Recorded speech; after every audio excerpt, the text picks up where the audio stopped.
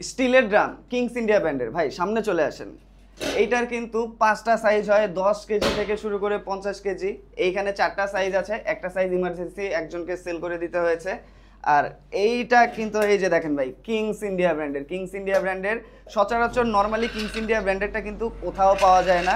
আর এইটার ভিতরে স্পেসটা দেখেন, সবচেয়ে যে ছোট সাইজটা আছে এটার মধ্যেও কিন্তু আপনার 15 থেকে 20 কেজির মতো চাল রাখতে পারবেন। এটা ডিপেন্ড করছে যে এটার মধ্যে আপনি কি রাখছেন। আর এইটা সবচেয়ে বড় সাইজ 50 কেজি, দেখেন ভিতরে স্পেস কতখানি। এটা হচ্ছে 45 থেকে 50 কেজি সাইজ, চাল ডাল আটা সবকিছু রাখতে পারবেন।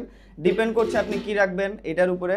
আর এই সাইজটা হচ্ছে আপনার 32 থেকে 35 কেজির মতো সাইজ প্রায়। দেখেন ভিতরে কতটা স্পেস, এগুলো হচ্ছে আপনার ডিপেন্ড করছে, কারণ অনেকে মোটা চাল রাখে, চেকন চাল রাখে, ছোলা রাখে, ডাল রাখে। তো চাল ডালের দানাগুলোর উপরে কিন্তু ডিপেন্ড করছে যে এখানে আপনারা কতটুকু রাখতে পারবেন। আমরা চাল দিয়ে মেপে দিয়েছি, এটা 32 থেকে আপনার 35 কেজির মতো একটা সাইজ দিবে। আর এই যে এই সাইজটা, এটা কিন্তু আপনার 22 থেকে 26 কেজির একটা সাইজ। দেখেন ভেতরে কত স্পেস।